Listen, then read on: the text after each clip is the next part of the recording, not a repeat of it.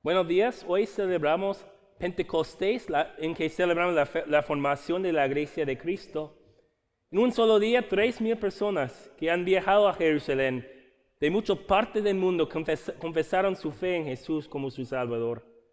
Nosotros continuamos a hacer esa misma confesión hoy en día. Y hoy escuchamos de los eventos de Pentecostés escrito en el libro de Hechos capítulo 2, versículos 1 a 21. Dice la palabra de Dios. Cuando llegó el día de Pentecostés, estaban todos juntos en el mismo lugar. De repente vino del cielo un ruido como el de una violenta ráfaga de viento y llenó toda la casa donde estaban reunidos. Se les aparecieron entonces unas lenguas como de fuego que se repartieron y se posaron sobre cada uno de ellos. Todos fueron llenos del Espíritu Santo y comenzaron a hablar en diferentes lenguas según el Espíritu les concedía expresarse. Estaban de visita en Jerusalén judíos piadosos procedentes de todas las naciones de la tierra. Al oír aquel bullicio, se agolparon y quedaron todos pasmados porque cada uno los escuchaba hablar en su propio idioma.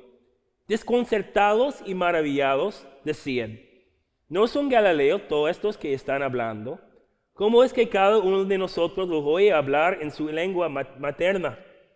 Partos, medios y elamitas, habitantes de Mesopotamia, de Judea y de Capadocia, del Ponto y de Asia, de Frigia y de Panfilia, de Egipto y de las regiones de Libia cercanas a Cirene, visitantes llegados de Roma, judíos y proselitos, cretenses y árabes, todos por igual los oímos proclamar en nuestra propia lengua las maravillas de Dios.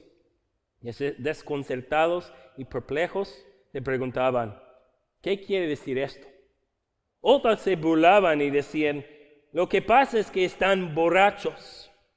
Entonces Pedro, como los 11, se puso de pie y dijo a voz en cuello: compatriotas judíos y todos ustedes que están en Jerusalén, déjenme explicarles lo que sucede. Presten atención a lo que les voy a decir. Estos no están borrachos, como suponen ustedes. Apenas son las 9 de la mañana. La realidad, lo que pasa es que es lo que anunció el profeta Joel. Sucederá que en los últimos días, dice Dios, derramaré mi espíritu sobre todo género humano. Los hijos y las hijas de ustedes profetizarán, tendrán visiones, los jóvenes y sueños los ancianos. En esos días derramaré mi espíritu aún sobre mis siervos y mis siervas, y profetizarán. Arriba en el cielo y abajo en la tierra mostraré prodigios, sangre, fuego y nubes de humo. El sol se convertirá en tinieblas y la luna en sangre antes de que llegue el día del Señor, día grande y esplendoroso. Y todo el que invoque el nombre del Señor será salvo. Esto es palabra de Dios. En el nombre del Padre, y del Hijo, y del Espíritu Santo. Amén. Los eventos del Pentecostés pasaron igual que Jesús había profetizado. Jesús había prometido bautizar a sus discípulos con el Espíritu Santo y con fuego. Jesús había animado a sus discípulos a quedarse en la ciudad de Jerusalén, donde recibirían el Espíritu Santo. Y en ese día especial el Espíritu Santo llegó puntualmente. El día de Pentecostés es reconocido como el principio de la iglesia cristiana. En ese día, los discípulos que antes habían actuado de una manera muy tímida, proclamaron las buenas nuevas de Jesús con audacia. 3,000 personas escucharon las predicaciones de los apóstoles y confesaron su fe en Jesús. Movido por el Evangelio y el Espíritu Santo, muchos de esas 3,000 personas llevaron esas buenas nuevas de Jesús a sus tierras natales. Pues el horario de Dios para este evento no podría ser más perfecto. Pentecostés pasó durante de una celebración judía llamada el Banquete de Semanas. Esta celebración trajo judíos y gentiles a la ciudad de Jerusalén de muchas partes del mundo. Fue el momento perfecto para anunciar las buenas nuevas de Cristo a una audiencia global. Allí Dios demostró que el Evangelio no solo perteneció a la gente de Jerusalén. Y Dios demostró esa verdad en una manera muy especial. Dios dio a los discípulos la habilidad de hablar en idiomas extranjeros. El Señor, que había confundido los idiomas después de la desobediencia de la gente que construyeron el torre de Babel, ahora permitió a sus discípulos hablar con todo presentes, sin la confusión que viene por escuchar a idiomas que unos no entienden. ¿Y por qué? El profeta Joel dijo que Dios deseaba que todo el que invoque el nombre del Señor será salvo. Todos nosotros podemos rastrear el origen de nuestra fe en los eventos de ese día alegre. En ese día Dios demostró que sus promesas de salvación fuera para un mundo entero. Y el mundo entero, eso incluye a nosotros. En Jerusalén Dios no demostró un interés en las cosas que dividen a la gente en la sociedad. Los apóstoles no solo compartieron el mensaje con gente de una estatus económica que fue similar a ellos. Pues reconocemos que desde sus primeros días la iglesia incluyó a ricos y pobres. Los apóstoles no enfocaron en las razas o las políticas de la gente tampoco.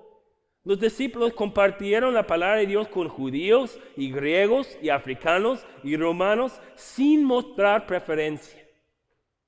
En ese Pentecostés primera, Dios demostró su deseo para formar una iglesia que sería un crisol de cada cultura y nación y tribu y idioma en el mundo. Y celebramos ese hecho hoy en el día de Pentecostés. Pero siempre tomamos en cuenta esa enseñanza. Deseamos demostrar integración de todos cuando compartimos el Evangelio. ¿O hemos permitido aparecer ciertas barreras sociales que nos dividen y nos complican la visión que Dios tiene para su iglesia global? Pues aquí en los Estados Unidos vivimos en tiempos muy interesantes. Vivimos en un momento que mimica a las condiciones del primer Pentecostés. Vivimos en un mundo más y más global. Y nuestras comunidades parecen mucho como el crisol de culturas que fue presente en el día del primer Pentecostés. Estamos interesados en esa unidad. ¿Estamos interesados de unirnos con gente que es diferente que nosotros? ¿O tenemos la preferencia de quedarnos separados y aislados el uno del otro? Es una razón por la cual esta iglesia me ha llamado para hacer la obra de Dios en español aquí en Waukesha, es porque reconocemos que la bondad de Dios es que no seamos separados, que no continuamos así. Pero eso no significa que estamos ignorantes de las barreras que existen. Es importante que cada persona en esta iglesia reflexione en cómo hemos fortalecido a las barreras sociales que existen entre las comunidades aquí en Waukesha. Es importante que reconocemos los momentos en que la ignorancia o el racismo han hecho la unidad que Dios desea más difícil. Eso no es como la gente de la iglesia de Dios debe actuar. Un paso para restaurar a la unidad que Dios desea en su iglesia es el arrepentimiento sincero de los que han aumentado la división impío. Y es en este momento que admito que sí, hay mucho que necesita ser perdonado por Dios y por los que han sido lastimados por palabras y acciones descuidadas y ignorantes. Pero ese tipo de arrepentimiento y perdón siempre ha sido parte de la fábrica de la iglesia. Todos nosotros somos pecadores, todos nosotros necesitamos el perdón. Y eso no es una excusa, es una realidad que los discípulos proclamaron en el día de Pentecostés. ¿Cómo podría existir unidad en esa época de división? Pues los apóstoles enfocaron a la gente en la realidad que todos los que pertenecen a la iglesia necesitan el perdón de Jesús. Y todos los que pertenecen a la iglesia han recibido el perdón de Jesús. Si nuestro Salvador es un Dios de perdón, ¿cómo queremos responder a los que nos han lastimado? Si tenemos un Dios de perdón completo, una marca de la iglesia de Dios es que nosotros también desearemos perdonar a los que nos ofenden. En esa manera, por medio del arrepentimiento y confesión sincero y perdón amplia, hay una oportunidad para quitar las barreras que existen entre nosotros y podemos celebrar la unidad de fe demostrado en el primer Pentecostés.